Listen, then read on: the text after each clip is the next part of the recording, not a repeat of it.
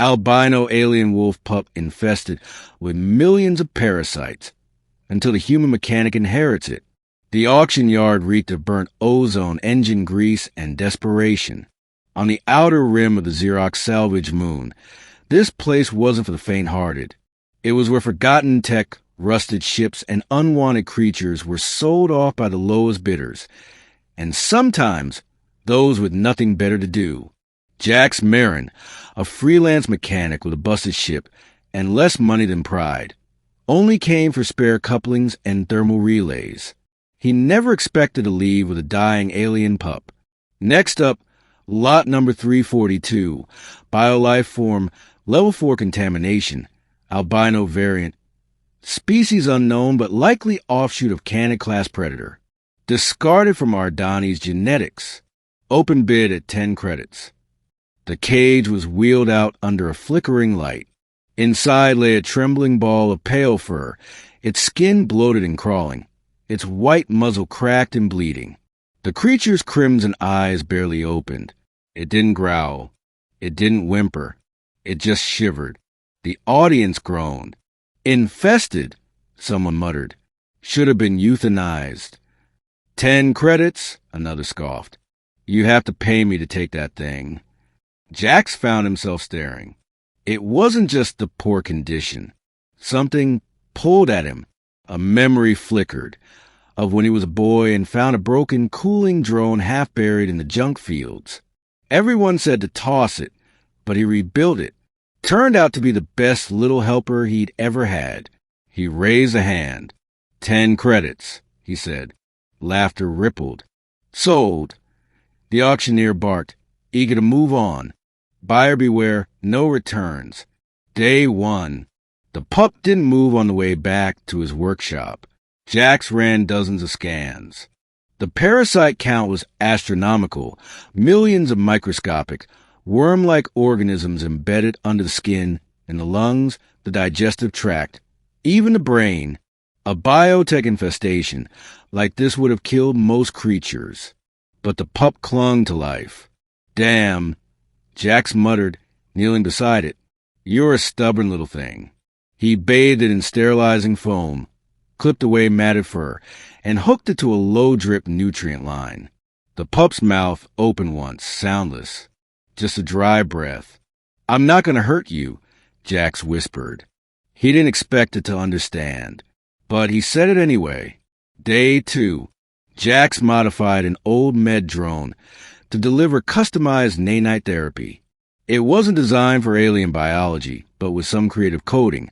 He set the bots to target the parasites by thermal patterning. He spent hours watching display. Infestation dropped 3%, then 7%. The pup twitched in its sleep, flinched as nanites worked, but didn't resist. Jax leaned back in his chair, rubbing his eyes. You're gonna make it, kid. He paused. Need a name, though. He looked at the pale fur, the bloodshot eyes. Ghost, he said finally. Yeah, Ghost. Day 4. Ghost could lift his head now. He still didn't bark or growl, but when Jax entered the room, his ears flicked. He'd stopped shivering. Jax fed him warm protein broth and scratched gently behind one ear. Ghost leaned into it. Parasite load, down to 65%. Jax smiled. You're a fighter. Day 7. Ghost took his first wobbly steps. Jax had to help stabilize him with a sling harness, but the pup pushed forward, growling softly, not at Jax, but at his own unsteady limbs. Determination burned in those red eyes. Easy, Jax chuckled. You're not going to win a race yet. Ghost glanced up, ears perking at the sound of his voice. The parasites had receded from his nervous system. The skin lesions were healing. He still couldn't howl, but he tried, lips parting in a breathy hua. You'll get there, Jax said. Day 10. A bounty hunter came by for engine work and spotted Ghost. By the stars, the man said. That's one of those Ardani's breeds, isn't it? Jax tensed. Yeah, abandoned. Supposed to be bioweapons. They got bred with some apex predator genome, wiped out a whole science outpost when they went feral. Jax glanced at Ghost, who was sleeping on an old thermal blanket, tail curled over his nose. "Not this one," he said firmly. "Careful," the man warned. "They say the albinos are the worst. The parasites mutate and turn him savage." When he left, Jack sat beside Ghost and whispered, "You're not what they say." Ghost leaned against him silently. Day 14. Ghost began following Jax around the shop, limping slightly but steadier now. He didn't need the sling anymore. Jax caught him watching every movement he made, welding, cutting, bolting panels. One day, Ghost dragged a drop wrench across the floor and set it near Jax's foot. "Helping, huh?" Jax grinned. "Attaboy." Ghost wagged his tail once. Day 17. A strange signal pinged from orbit, a sleek black cruiser bearing the Ardani's genetics logo.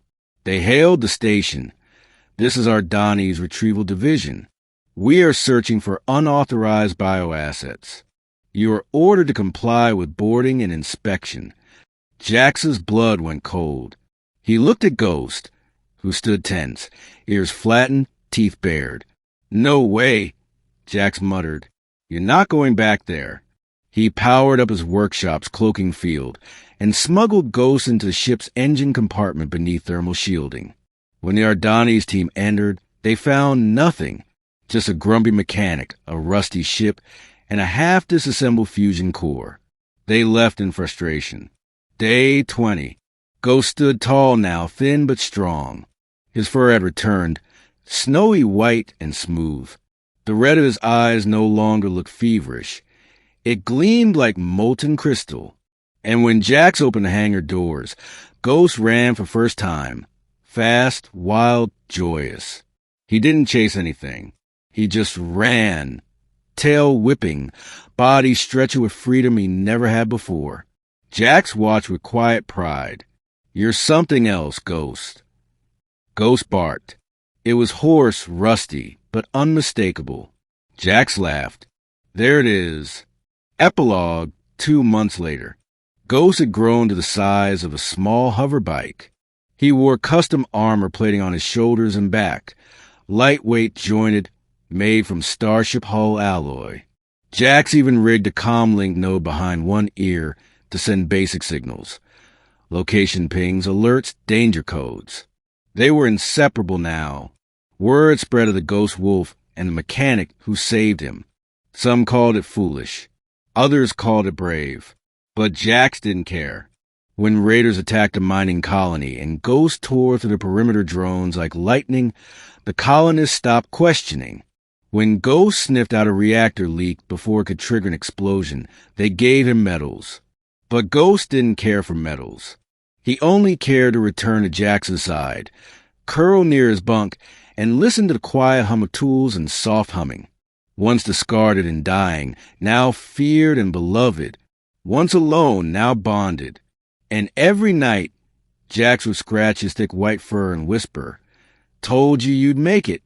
Ghost would rest his great head in Jax's lap, and for a moment, the galaxy didn't feel so broken.